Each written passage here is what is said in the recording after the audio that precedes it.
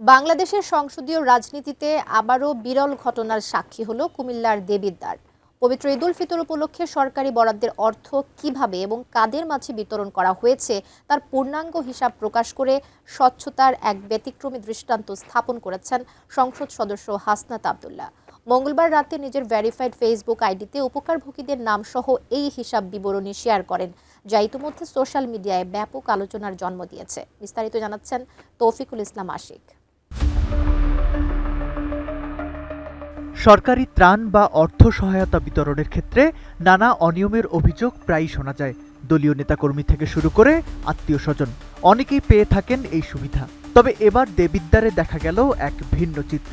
কুমিল্লার এই আসনের কোন এলাকায় কতজন এবং কি সহায়তা পেয়েছেন তার বিস্তারিত তুলে ধরেছেন জাতীয় নাগরিক পার্টি থেকে নির্বাচিত সংসদ সদস্য হাসনাত আব্দুল্লাহ। হাসনাত আব্দুল্লাহর দেয়া তথ্য অনুযায়ী দেবিদ্বারের দুস্থ ও অসহায় মানুষের জন্য বরাদ্দকৃত 10 লাখ টাকা অত্যন্ত সুশৃঙ্খলভাবে বিতরণ করা হয়েছে।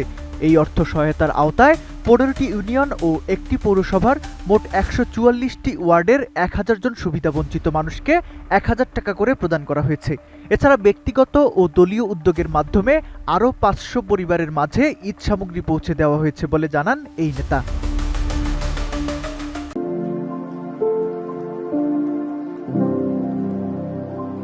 এই তালিকা করার ক্ষেত্রে কোনো ধরনের রাজনৈতিক পরিচয় বা দলীয় সম্পৃক্ততা বিবেচনা করা হয়নি বলে জানিয়েছেন হাসনাত আব্দুল্লাহ। প্রতিটি ওয়ার্ডের প্রকৃত দুস্থ মানুষের কাছে এই সহায়তা পৌঁছে দেওয়ার সর্বোচ্চ চেষ্টা করা হয়েছে। তবে প্রয়োজনের তুলনায় বরাদ্দ সীমিত হওয়ায় সব অভাবী মানুষকে এই তালিকায় অন্তর্ভুক্ত করা সম্ভব হয়নি বলে বিনয়ের সাথে স্বীকার করেছেন তিনি।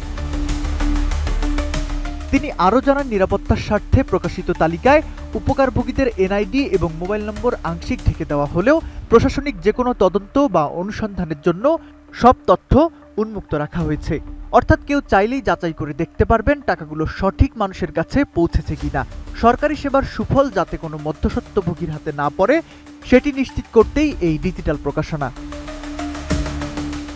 দায়িত্ব গ্রহণের পর থেকেই হাসনাত আব্দুল্লাহর কণ্ঠে শোনা যাচ্ছে স্বচ্ছতা ও জবাবদিহিতার সুর।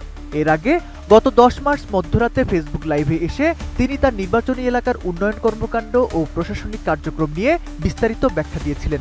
সেখানে তিনি ঘোষণা করেছিলেন, দেবিদ্বারের প্রতিটি সরকারি কাজের তথ্য একটি ফেসবুক পেজের মাধ্যমে জনগণের সামনে তুলে ধরা হবে। রাস্তাঘাটের উন্নয়ন থেকে শুরু করে ভিজিএফ কার্ড বিতরণ, সব ক্ষেত্রেই দুর্নীতিবাজ কর্মকর্তাদের বিরুদ্ধে কঠোর হুঁশিয়ারি দিয়ে আসছেন এই তরুণ জনপ্রতিনিধি। হাসনাত আব্দুল্লাহর এই হিসাব দেওয়ার সংস্কৃতি দেশের অন্যান্য জনপ্রতিনিধিদের জন্য একটি অনুকরণীয় মডেল হতে পারে মনে করছেন নেটিজেনরা।